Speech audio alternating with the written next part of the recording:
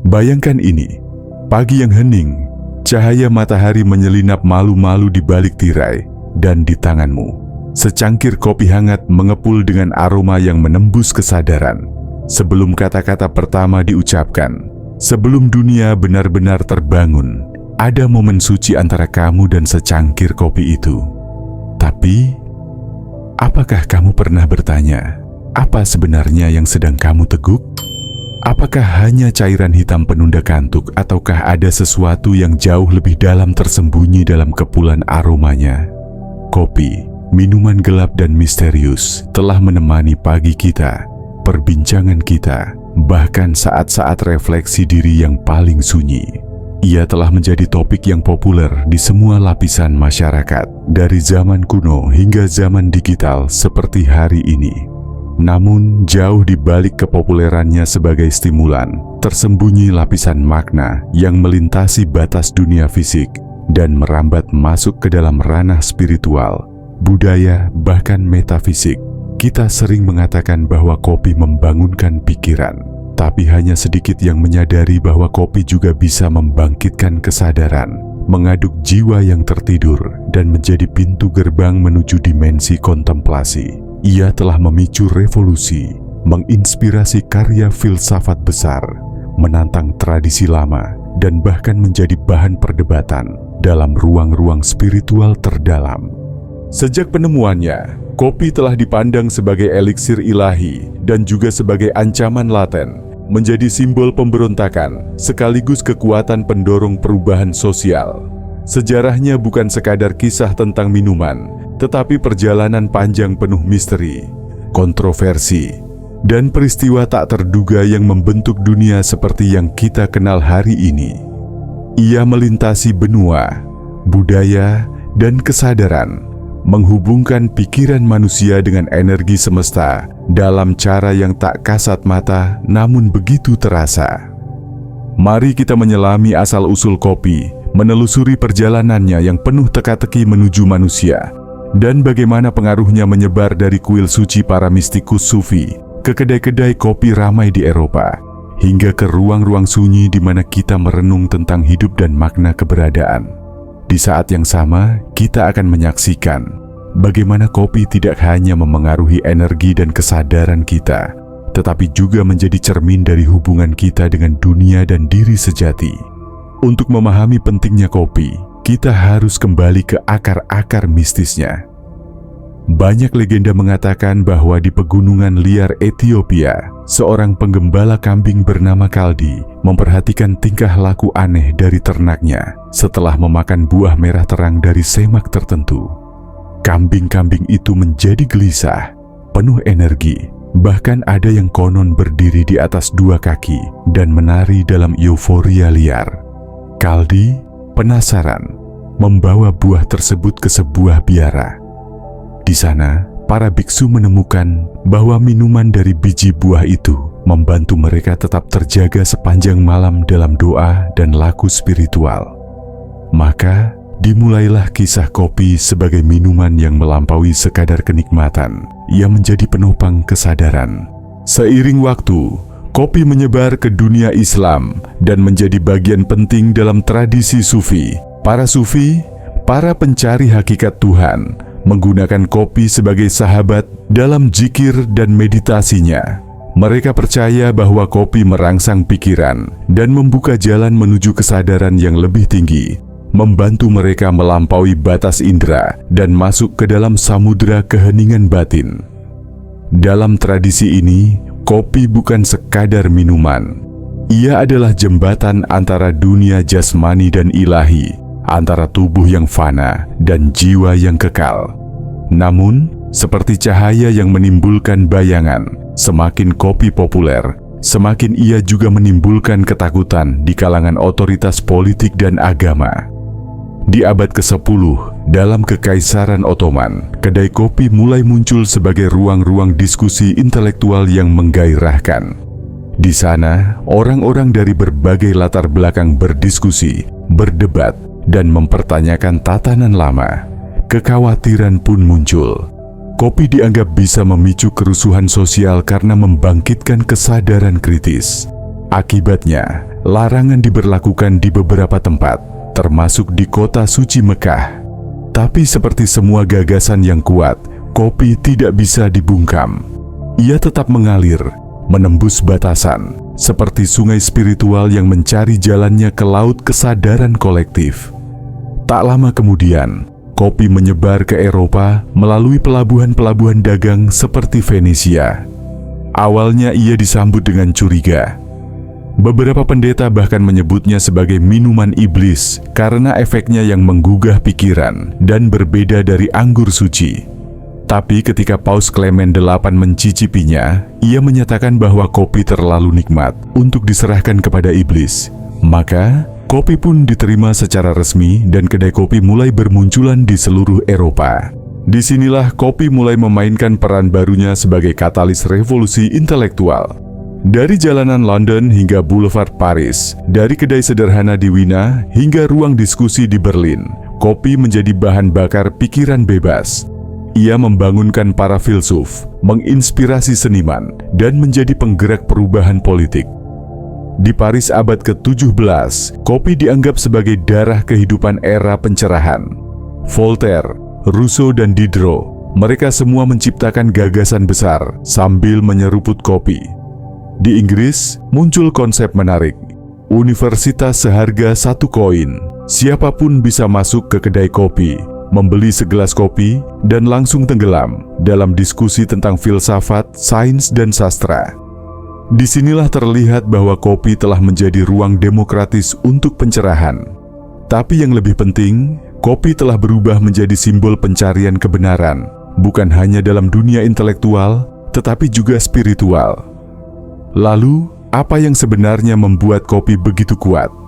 Jawabannya tidak terletak hanya pada kandungan kafein sebagai stimulan, tetapi pada bagaimana ia berinteraksi dengan sistem energi tubuh kita. Kafein bekerja dengan memblokir adenosin, zat kimia otak yang membuat kita mengantuk, menciptakan kewaspadaan buatan.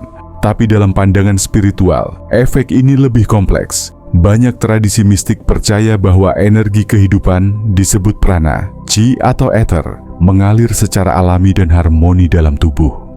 Ketika kita menggunakan stimulan kuat seperti kopi secara rutin, kita menciptakan distorsi pada aliran energi itu. Kopi memberi ledakan energi, tapi seringkali dengan harga keseimbangan. Ia mengaktifkan cakra akar dan solar plexus, dua pusat energi yang berkaitan dengan vitalitas, kehendak, dan ego. Ketika digunakan dengan sadar, ini bisa meningkatkan produktivitas dan kepercayaan diri. Namun, jika dikonsumsi berlebihan, kopi dapat mengganggu keseimbangan energi, menciptakan kecemasan, kegelisahan, bahkan depresi. Solar plexus, sebagai pusat ego dan niat, bisa terbakar terlalu terang, menimbulkan ambisi berlebihan, atau sebaliknya, rasa hampa ketika energi itu habis. Sementara itu, cakra atas seperti mata ketiga dan mahkota, yang berkaitan dengan intuisi dan hubungan dengan kesadaran ilahi, bisa tertutup jika tubuh terlalu dirangsang. Kopi yang membangkitkan pikiran logis dan daya analitis, justru bisa menutup akses ke dimensi keheningan, tempat intuisi dan kebijaksanaan sejati muncul. Ini adalah paradoks besar. Kopi bisa membawa kita lebih tajam dalam berpikir, namun juga menjauhkan kita dari keheningan tempat kebenaran spiritual bersemayam. Tak heran jika dalam banyak tradisi spiritual murni, seperti Buddhisme, beberapa cabang yoga, dan Zen, kopi tidak dianjurkan. Sebagai gantinya, mereka menggunakan teh hijau yang mengandung L-theanin, zat yang menyeimbangkan efek kafein dengan rasa damai. Biksu Zen tidak mencari lonjakan energi, tapi kedalaman hening yang stabil. Bagi mereka, terlalu banyak stimulasi membuat pikiran berlarian dan sulit untuk masuk dalam ketenangan hakiki. Namun bukan berarti kopi adalah musuh spiritualitas. Seperti semua alat, dampaknya tergantung pada niat dan kesadaran pengguna. Banyak mistikus sufi, filsuf Timur Tengah, bahkan para pertapa modern menggunakan kopi dengan kesadaran penuh. Bagi mereka, secangkir kopi adalah semacam ritual kecil, seperti dupa bagi meditasi atau lonceng bagi doa. Setiap zat yang masuk ke tubuh membawa jejak energetik. Kopi sebagai elemen api menstimulasi, menggerakkan, dan memberi arah. Ia bisa membantu seseorang menyelesaikan karya, menyampaikan gagasan, atau menjalani hari dengan lebih penuh semangat. Tapi jika digunakan tanpa kesadaran, lonjakan ini berubah menjadi siklus ketergantungan, puncak energi, lalu kejatuhan, lalu pencarian lonjakan baru. Energi naik turun ini menciptakan ketidakseimbangan dalam medan energi dan sistem saraf. Bagi mereka yang sudah berada dalam keadaan stres, kopi bisa memperburuk reaksi emosional. Ia tidak menyebabkan kecemasan, tapi memperkuat getaran yang sudah ada. Bagi mereka yang tenang, kopi mungkin hanya memberi percikan.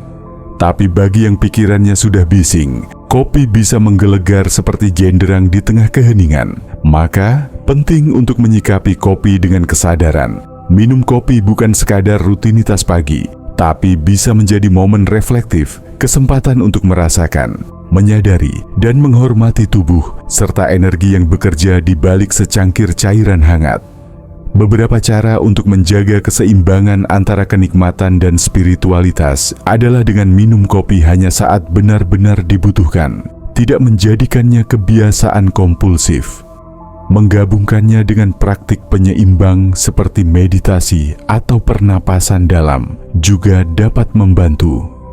Amati pula bagaimana tubuh dan perasaan bereaksi setelah minum kopi. Jangan abaikan bisikan halus tubuhmu. Jika kamu merasa terlalu tergantung, ada banyak alternatif sehat. Teh herbal, kakao murni, atau minuman fermentasi alami bisa menjadi pilihan yang tetap memberi energi, namun tidak menciptakan lonjakan drastis. Yang terpenting bukan apa yang kita konsumsi, tetapi bagaimana kesadaran kita saat melakukannya.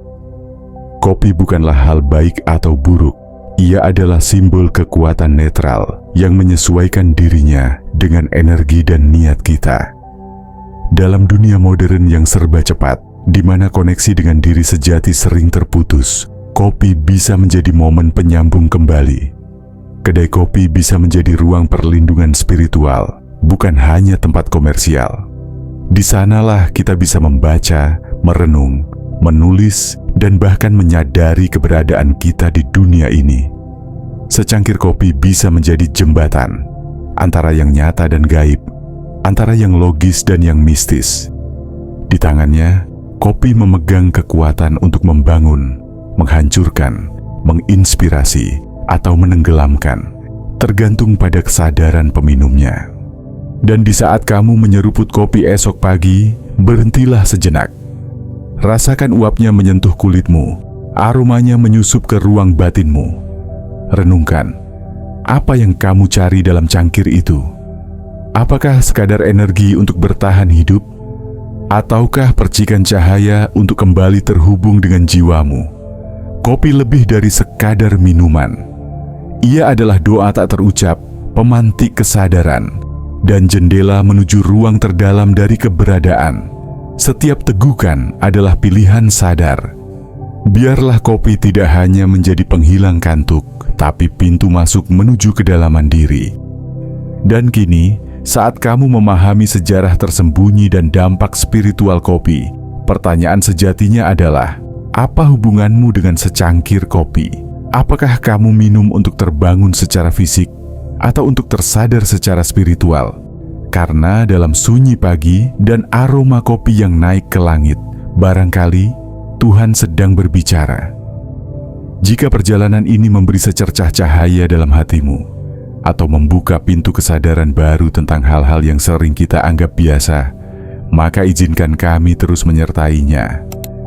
Tekan tombol subscribe, like, dan bagikan video ini agar lebih banyak jiwa bisa tersentuh dan terinspirasi. Di Zirah Jiwa, setiap konten bukan sekadar tontonan. Ini adalah perjalanan batin, undangan untuk mengenal diri lebih dalam, dan pelindung jiwa di tengah hiruk-pikuk dunia. Terima kasih telah berjalan bersama kami.